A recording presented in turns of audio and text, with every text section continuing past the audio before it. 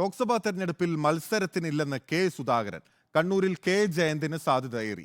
മലബാറിലെ സാമുദായിക സമവാക്യമാണ് ജയന്തിന് അനുകൂലം. രാഹുൽ ഗാന്ധി ഉൾപ്പെടെ സിറ്റിംഗ് എംപിമാരെ തന്നെയാണ് കോൺഗ്രസ് സ്ക്രീനിംഗ് കമ്മിറ്റി നിർദ്ദേശിച്ചത്. ആലപ്പുഴ ഒഴിച്ചിട്ടാണ് പട്ടിക.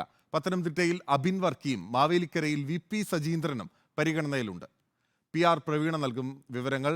പ്രവീണ, സുധാകരനില്ല എന്ന് ഉറപ്പായി കഴിഞ്ഞിരിക്കുകയാണ്.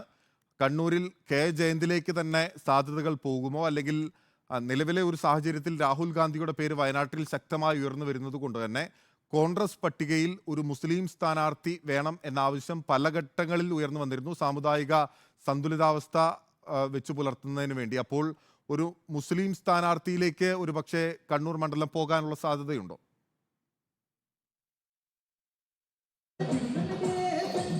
സ്ക്രീനിംഗ് കമ്മിറ്റി യോഗം കഴിയുമ്പോഴാണ് കൂടുതൽ വ്യക്തത കൈവരുന്നത്. നിലവിലെ അവസ്ഥയിൽ മത്സര രംഗത്തേക്കില്ല എന്ന് കെ സുധാകരൻ ആവർത്തിച്ചിരിക്കുന്നു എന്ന് മാത്രവുമല്ല, തനിക്ക് പകരം കണ്ണൂരിൽ ഇറങ്ങേണ്ടത് KPCC ജനറൽ സെക്രട്ടറിയും AICC മെമ്പറുമായ കെ ജയന്താണ് എന്നുള്ള കാര്യവും സംശയങ്ങൾക്ക് ഇടവരാത്ത വിധം കെ സുധാകരൻ സ്ക്രീനിംഗ് കമ്മിറ്റി യോഗത്തിൽ അറിയിച്ചിട്ടുണ്ട്. ഇക്കാര്യം സംസ്ഥാന നേതൃത്വത്തെയും ദേശീയ നേതൃത്വത്തെയും അറിയിക്കാൻ തന്നെയായിരുന്നു സുധാകരന്റെ നീക്കം. അത് തന്നെയാണ് ഇന്ന് സ്ക്രീനിംഗ് കമ്മിറ്റിയിൽ സംഭവിച്ചതും. തനിക്ക് പകരം കെ ജയന്ത് കണ്ണൂരിൽ മത്സരിക്കും. കെ ജയന്തിന് അനുകൂലമാവുന്ന മറ്റൊരു ഘടകം കൂടിയുണ്ട്. കെ സുധാകരന്റെ പിന്തുണ മാത്രമല്ല, മലബാർ മേഖലയിൽ പ്രത്യേകിച്ച് വടക്കൻ കേരളത്തിൽ ഒരു ഈഴവ സ്ഥാനാർത്ഥി അനിവാര്യമാണ്. അത്തരത്തിൽ നേരത്തെ സുധാകരനാണ് ഉണ്ടായിരുന്നത്. സുധാകരൻ മാറുന്നതോടുകൂടി ആ ഒരു സാമുദായിക സന്തുലിതാവസ്ഥ പാലിക്കാൻ കെ ജയന്തിന്റെ സാന്നിധ്യം അവിടെ വേണമെന്നുള്ളതും കൂടിയാണ്.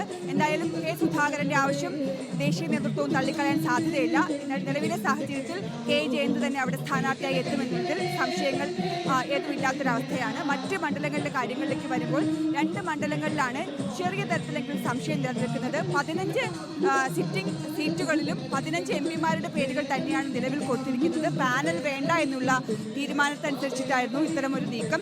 പക്ഷേ നമുക്കറിയാവുന്നതുപോലെ നേരത്തെയുള്ള സർവേ റിപ്പോർട്ടുകൾ, അതുപോലെ തന്നെ മാവേലിക്കരയിൽ MP അടക്കം മത്സര രംഗത്ത് നിന്ന് മാറാനുള്ള സന്നദ്ധത അറിയിച്ചത് തുടങ്ങിയ സാഹചര്യങ്ങൾ നിലനിൽക്കുന്നുണ്ട്.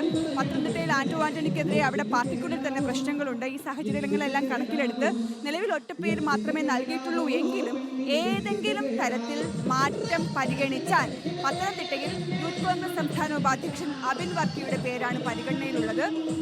രണ്ടാമത് മാവേലിക്കരയിലേക്ക് വന്നാൽ മാറ്റം വേണമെങ്കിൽ മാത്രം പരിഗണിച്ചാൽ മാത്രം VP സജീന്ദ്രൻ, KPCC ഉപാധ്യക്ഷൻ VP സജീന്ദ്രനെയും അവിടെ പരിഗണിക്കും.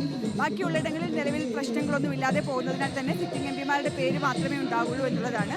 വയനാട് ആരെത്തും? രാഹുൽ ഗാന്ധി എത്തുമെങ്കിൽ അങ്ങനെ അല്ല. ആലപ്പുഴയിൽ ഒരു പേരും നൽകിയിട്ടില്ല. അതിന് കാരണം ഹൈക്കമാൻഡ് തീരുമാനിക്കട്ടെ എന്നുള്ളതാണ്.